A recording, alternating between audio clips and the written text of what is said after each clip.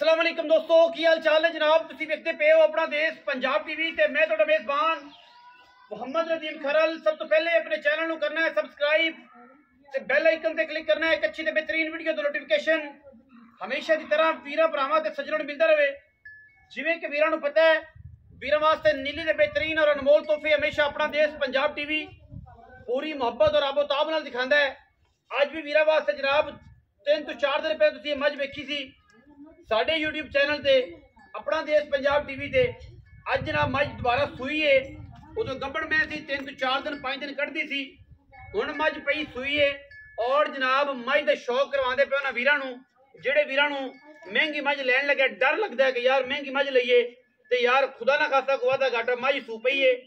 तसल्ली करके वीर लै लैण, जिंदा दिल करे कोई एतराज नहीं किसी किस्म का। अल्लाह दे खास फजलो करम नाल प्योर नीली बेचे प्योर नीली दी शहजादी है और जनाब मज सूई है। मज ने दिता है कट्टा और कट्टा दे के जनाब मज अल्लाह दे खास फजलो करम नाल वीरां वास्ते जनाब बेहतरीन और एक नुमाइशी जानवर लैके आए हैं जेड़ा 25-30 सेर वाला है, जेड़ा 25-30 सेर वाला है, गली बाती वाला नहीं, कम वाला है कि इंशाल्लाह वीरां वास्ते जनाब तोहफे असीं लैके हाज़र होए हैं। मैं दी गारंटी दी सी जेड़ा वीर मैं पसंद करे मैं सू पवे, जदों मैं सू पवे मैं जनाब ठीक 10 दिन बाद मैं 20 किलो दुध चुवावांगे। ये वीरां दे नाल जनाब साडी गल सी, असीं इस गल ते कायम है। मज सू पई है, डेट चेक कर लेनी है मज दी, मज जो डेट चेक कर लो उस 10 दिन बाद मज 20 किलो दुध चो के लैन, लेकिन शर्त है कि बयाना कर लो, मैं बयाना कर लो जदों मैं सू पवे मैं 20 सेर दुध चो के जाना है। अगर मैं दुध होवे 20 सेर लै जाए वरना अपना बयाना वापस लै जाए। बयाना की जिम्मेदारी साडी, गुटन दी फसन दी साडी जिम्मेदारी। बाकी मैं किसी किस्म का कोई ऐब कोई वैल कोई प्रॉब्लम कोई छट्टा कोई फर्क क्योंकि हम मज सू पई हुण परेशानी कोई नहीं, किसी किस्म का वाधा घाटा कोई नहीं। माशाअल्लाह मरले मरले की बेहतरीन वंड और चंगी एक खूबसूरत नयाब मज है जी, जिहदी वक्खी सिर्फ और सिर्फ 4 उंगल दी है। हथ रखिया वक्खी लुक जाती है और माशाअल्लाह बरीक टिशू पेपर वर्गी, माशाअल्लाह टिशू पेपर वर्गी मज है। कोई किसी किस्म का वैल नहीं, कोई ऐब नहीं। अल्लाह के फजल नाल मोरी इत्थे पैड़ा पा दे इस पासे परे पासे बच्चा कर कोई ऐब नहीं माशाअल्लाह। मैं वाना चेक करना है तो नहीं तो लैके सार तक पीछे तक वाना और मैं माशाअल्लाह हुण मैं तो धारा कट लगियां ने साइयां ने। मैं चोई है तकरीबन 2 सिर बोला चोया है, बच्चे ने चुकाया है। मैं सोई नूं तकरीबन को 11 बजे 11:30 12 बजे तकरीबन मज सोई है। 4 साढ़े 4 का टाइम हो गया। मैं नूं पूरे अली इस पासे लिया बच्चा उत्थे पूरा लिया माशाअल्लाह क्या बात है। एडियां बरियाम नहीं जमदियां, एडियां बरियाम मई आम नहीं जमदियां। घर कराने वाली मैं, पूरे घरां वाली मैं, पूरे साबा किताबां वाली, पूरियां नस्लां वाली और पूरी बरियाम मच माशाअल्लाह। एडा वेट एडा कद एडी खूबसूरती आम मैनू होंदी नहीं माशाअल्लाह। टुरदी फिरदी मैं दी पूरी तसल्ली पीछे जनाब कट्टा जेर शेर पै गई है, सारियां तसल्लियां हो गई ने। मैं तो जनाब नाड़वे बिल्कुल 4 घंटे हुए ने और अलहमदुलिल्लाह एडियां वेटां वाली एडियां कदरां वाली एडियां खूबसूरतियां वाली आम मैं होंदी नहीं माशाअल्लाह।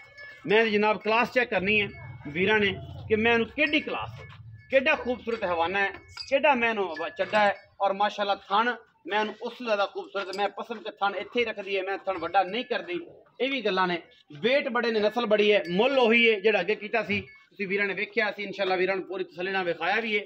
मुल मैं दा बिल्कुल ओही है जेड़ा अगे कीता सी।